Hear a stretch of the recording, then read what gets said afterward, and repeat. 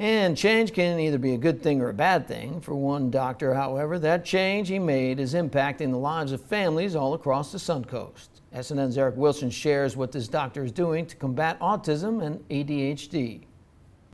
Dr. Matt Morris, the owner of Pinnacle Chiropractic, is doing something different when it comes to working with children who suffer from autism and ADHD.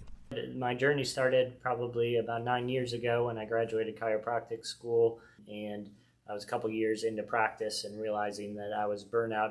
Looking for a different avenue, Dr. Morris began working with his mentor, who was training chiropractors to work with kids who have sensory processing disorders. I was learning more about the brain, the nervous system, and how that really relates to children with these struggles, and that made a lot of sense to me. It resonated with me because our brain and our nervous system is our master control system.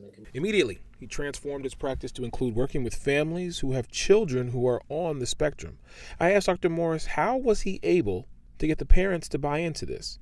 His answer was quite simple: education. So educating our parents of where this really started or where it really began. And what we find is when really looking at the brain and the nervous system, the brain and the nervous system is developing the most rapidly within the womb during pregnancy and the first couple years of our life. So oftentimes, especially when we're looking at the brain and the nervous system, there's some stressors that occur early on in those crucial brain development times.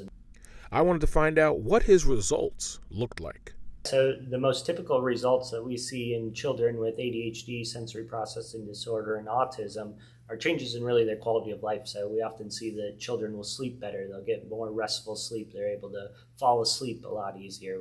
What I always tell parents, this isn't the magic silver bullet that's going to cure all of their problems. It's really just helping their body function to the best of their ability. Reporting in Sarasota, Eric Wilson, SNN, the Suncoast News Network.